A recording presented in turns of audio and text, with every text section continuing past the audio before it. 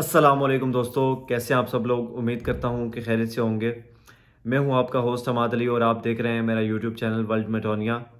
आज का जो हमारा टॉपिक है वो ये है कि आप लोग कैसे अब्रॉड यूनिवर्सिटीज़ में अप्लाई कर सकते हैं। जितने भी पाकिस्तान के या इंडियन हैं या बांग्लादेश के लोग हैं, जिनको नॉलेज नहीं होता और जिनके अंदर सबसे बड़ा खौफ यही होता है कि बाहर की यूनिवर्सिटीज़ में हम लोगों को खुद अप्लाई नहीं कर सकते। आज पहले मैं आप लोगों का ये डर ख़त्म करता हूँ, उसके बाद मैं आप लोगों को बताऊँगा। इस वीडियो में काफ़ी चीज़ें मैं आप लोगों के साथ डिस्कस करने जा रहा हूँ। पहले मैं आप लोगों को बताऊँगा कि आप लोगों के पास कौन-कौन से डॉक्यूमेंट्स होने चाहिए जब आप लोग अब्रॉड किसी भी यूनिवर्सिटी में अप्लाई करते हैं, पहली चीज़। दूसरी चीज़ मैं आप लोगों को ये बताऊँगा कि कंसल्टेंट जब आप लोग ग्रेजुएट हो जाते हैं या फिर आप लोगों का सेकंड ईयर हो जाता है, बाहर के ममालिक में जाने की कोशिश करते हैं, बैचलर करने की कोशिश करते हैं, वहाँ से बाहर की यूनिवर्सिटीज़ में अप्लाई करने की कोशिश करते हैं, तो आप लोग एक ब्रोकर को ढूँढते हैं जिसका नाम कंसल्टेंट है। जैसे मतलब अ, जो है वो अगर आप लोग मोहल्ले में कोई मकान ढूँढने चले जा रहे हो, कोई प्रॉपर्टी खरीदने जाते हैं, तो पहले आप लोग प्रॉपर्टी डीलर को मिलते हैं। ये होता है ब्रोकर। जो प्रॉपर्टी डीलर होता है वो होता है ब्रोकर। आप होते हैं जो है वो इन्वेस्टर होते हैं और आप जो चीज़ ढूँढ रहे होते हैं, घर होता है। मतलब ब्रोकर जो होता है ना, 2 बंदों के दरमियान में लिंक जोड़ता है। आज वैसे तो ये बात गलत है किसी का जो है वो रोज़ी-रोटी को ख़त्म करने के लिए, लेकिन बहुत सारे लोग ऐसे भी होते हैं जिनके पास इतनी फीसेस ही नहीं होती कि वो कंसल्टेंट को देकर अब्रॉड जा सके या फिर स्कॉलरशिप ले सकें।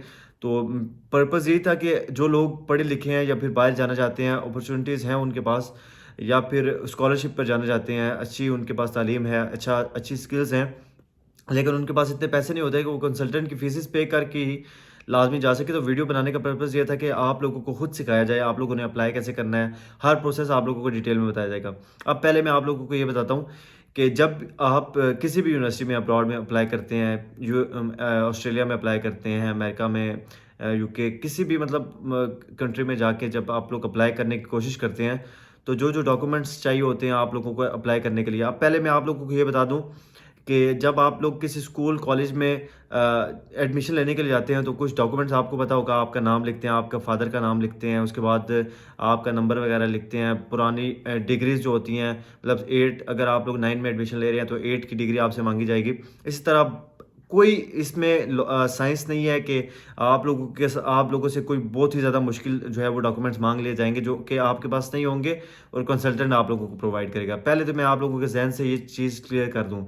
जो चीज़ वो माँगेंगे, कंसल्टेंट आपको बोलेगा कि ये चीज़ जहाँ से जाके मिलेगी, आप जाके ले आओ। उनको इतनी इन्फॉर्मेशन होती है। अब मैं आपको बताता चलूँ कि आपके पास अगर आप लोग बैचलर के लिए अप्लाई, पहले मैं आपको बैचलर का बताता हूँ, फिर मास्टर्स का बताता हूँ। अगर आप लोग बैचलर के लिए अप्लाई करने लगे हैं, तो आपके एजुकेशनल डॉक्यूमेंट्स क्या होने चाहिए आपके पास? आपके पास सबसे पहले आपके मैट्रिक की डिग्री होनी चाहिए और उसके बाद सेकंड ईयर की डिग्री आप लोगों के पास मौजूद होनी चाहिए, ओरिजिनल। अगर कुछ लोग ऐसे होते हैं जिनके पास जो है वो ओरिजिनल डिग्रीज़ नहीं होती, तो उनका क्या प्रोसेस होता है, उन्हें क्या करना पड़ता है? तो जिनके पास ओरिजिनल डिग्रीज़ मौजूद नहीं होती, वो जाके अपने बोर्ड से जाकर ओरिजिनल डिग्रीज़ निकलवा सकते हैं। उस पे डुप्लिकेट लिखा नहीं आता। बहुत सारे लोगों का ये भी क्वेश्चन होता है कि अगर हमारी डिग्रीज़ गुम हो चुकी हैं, बहुत अभी वीडियो थोड़ी-सी डिटेल में बता दूँ तो कुछ लोग जो है वो तंग भी हो जाते हैं, यार अगली बात करो। तो कोशिश करें कि हर चीज़ को समझने की कोशिश करें। कुछ बंदों का यहाँ पर भी सवालात आ जाते हैं, हमें पता है। तो इसलिए हर चीज़ जो है वो डिटेल में बताता हूँ। अब आपके पास ये 2 डिग्रीज़ आप लोगों ने ओरिजिनल आपके पास होनी चाहिए। तीसरी चीज़ आपके पास क्या होगी? तीसरी चीज़ आपके पास पासपोर्ट आपका होना चाहिए। आप लोग पासपोर्ट अप्लाई करने से पहले, क्योंकि जब भी आप लोग एप्लीकेशन प्रोसेस करते हैं किसी भी अब्रॉड यूनिवर्सिटी में, तो वहाँ पर रिक्वायरमेंट होती है टोकन नंबर की, पासपोर्ट नंबर की, वहाँ पर आप लोगों को पुट करना पड़ता है। अब जिसके पास पासपोर्ट नहीं होगा तो वो ज़ाहिर-सी बात है पासपोर्ट जाके बनवाएगा। ये 2 चीज़ें होंगी।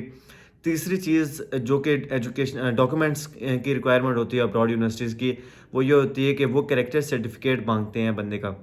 पुलिस कैरेक्टर सर्टिफिकेट, कहीं किसी भी इलाके में जहाँ पर आप लोग रह रहे हैं, सिंध में है, बलूचिस्तान में है, उसके बाद आप लोग केपीके में है, फेडरल में है, तो जहाँ पर भी आप लोग रहते हैं वहाँ पर जाकर उनका पुलिस का फैसिलिटेशन सेंटर होता है, वहाँ से आप लोगों को कैरेक्टर सर्टिफिकेट बनवाना पड़ता है। तो वो आप लोग बनवा सकते हैं। और जिस कंट्री में आप लोग अप्लाई करते हैं, ये नहीं है कि एक ही कैरेक्टर सर्टिफिकेट आप लोग बनवा सकते हैं। आप लोग जिस मतलब आप लोग को कोई ख्वाहिश है कि कनाडा, ऑस्ट्रेलिया या फिर 3-4 ममालिक में मैंने अप्लाई करना है, जहाँ पर भी अच्छी अपॉर्चुनिटी अपॉर्चुनिटी मिली तो वहाँ पर चला जाऊँगा। तो वो ऐसा करें कि जब भी आप लोग कैरेक्टर सर्टिफिकेट बनवाने जाएँ तो उनको बोलें कि मैंने इस कंट्री के लिए भी बनवाना है, इस कंट्री के लिए भी, इसके लिए भी। और आप लोग जितने जितने कंट्रीज़ के लिए बनवाना चाहते हैं, बेशक पूरी दुनिया के लिए बनवाना चाहते हैं, तो वहाँ पर उतनी आईडी कार्ड की कॉपीज़ ले जाएँ, वो आपको बना के दे देंगे। ठीक है, दैट्स इट। उसके बाद आप लोगों ने क्या करना है, जब आप लोगों का पुलिस कैरेक्टर सर्टिफिकेट आपका बन जाएगा, उसके बाद आप लोगों का जो है वो आपका ओरिजिनल आईडी कार्ड हमेशा, जो अगर आपके पास है तो आप उस टाइम जब भी आप लोग अप्लाई करें तो आपके पास होना चाहिए, क्योंकि उस टाइम आप जब स्कैन करते हैं तो कोशिश क्या करें, जब भी आप लोग पिक्चर्स अपलोड करें अपने डॉक्यूमेंट्स की या फिलअप करें, तो आपके तमाम के तमाम डॉक्यूमेंट्स आपके पास मौजूद हों। उसके बाद क्या करना है, ये तो आम सी बात है। और ठीक है, पुलिस करेक्टर सर्टिफिकेट हो गया, उसके बाद आप लोगों ने एजुकेशनल डॉक्यूमेंट्स हो गए, पासपोर्ट हो गया। उसके बाद आप लोगों ने क्या करनी है कि आप लोगों ने जो है वो अपने तमाम के तमाम डॉक्यूमेंट्स एजुकेशनल, आपके फर्स्ट ईयर की डिग्री, सेकंड ईयर की डिग्री, ये आप लोगों ने वेरीफाई करवा लेनी है। अब यहाँ पर कुछ लोगों का ये क्वेश्चन आता है कि हमने वेरीफाई कहाँ से करवानी है। अब जिस बोर्ड से आप लोगों ने डिग्रीज़ की होती हैं वहीं से आपकी डिग्रीज़ भी वेरीफाई हो जाती हैं। अब वो वेरीफाई हो जाएंगी। अब सेकंड स्टेप, बोर्ड से वेरीफाई करवाने के बाद आप लोगों का जो सेकंड स्टेप होगा वो ये होगा कि आप लोगों ने तमाम की तमाम डिग्रीज़, तमाम तो इतनी ज़्यादा तो नहीं है, मतलब 2 डिग्रीज़ जो हैं वो आप लोगों ने जाकर जो है वो मोफा से अटेस्ट करवानी है। MOFA, ministry of foreign affairs से। अब यहाँ से अटेस्ट करवाने के बाद आप लोगों के जितनी भी एजुकेशनल एप्लीकेशन फॉर्म होता है वो सारा फिलअप हो जाता है। अब इसके बाद वीज़ा का प्रोसेस होता है, वो तमाम चीज़ें मैं आप लोगों को बाद में बताता हूँ। अब मैं आपको ये तमाम एजुकेशनल डॉक्यूमेंट्स हो गए। अब इसके अलावा अगर कोई बंदा कोई क्वेश्चन करता है तो मैं उसको डिटेल में बता सकता हूँ। अदरवाइज़ इससे ज़्यादा अगर ये तमाम के तमाम डॉक्यूमेंट्स आपके पास कंप्लीट पड़े हुए हैं तो आपको किसी फर्दर किसी भी डॉक्यूमेंट की ज़रूरत नहीं पड़ती। अब उसके बाद आप लोगों का जहाँ तक बात आ जाती है कि कंसल्टेंट क्या काम करता है। अब कंसल्टेंट ये तमाम के तमाम इन्फॉर्मेशन आपको देता है। पहले वो आप लोगों से आपका ईमेल एड्रेस मांगेगा, नाम मांगेगा, आपका फ़ोन नंबर मांगेगा और आपकी तमाम डिटेल लेगा और वो आपकी प्रोफाइल स्ट्रॉन्ग करके, अब प्रोफाइल किसको स्ट्रॉन्ग कहते हैं?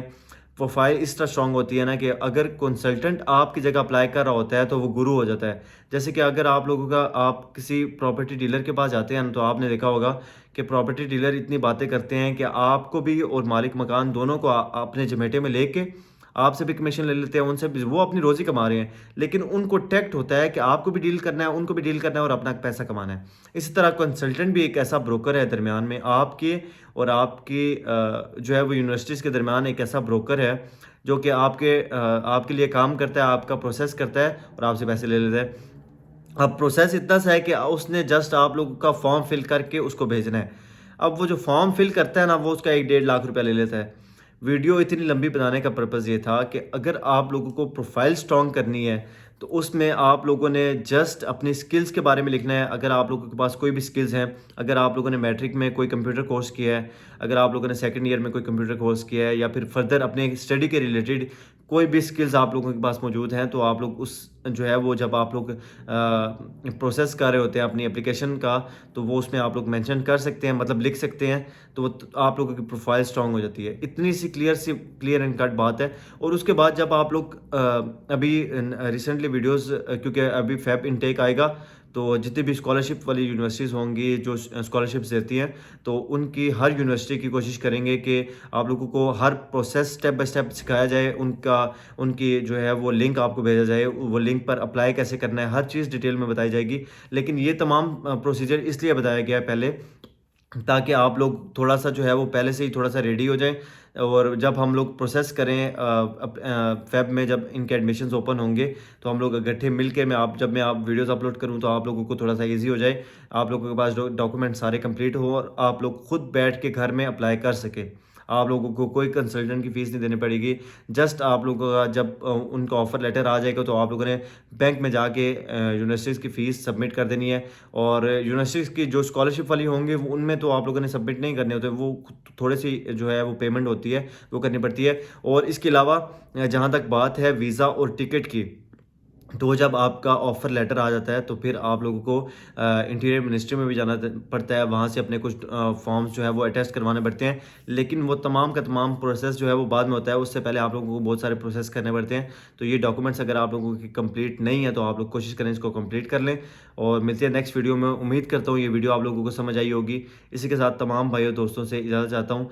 अस्सलामुअलैकुम। लेकिन अगर अभी तक आप लोगों ने मेरे चैनल को सब्सक्राइब नहीं किया तो मेरे चैनल को ज़रूर सब्सक्राइब कर दें, वीडियो को लाइक कर दें ताकि आने वाली तमाम वीडियोज़ आप तक बआसानी पहुँच सकें। अल्लाह हाफ़िज़।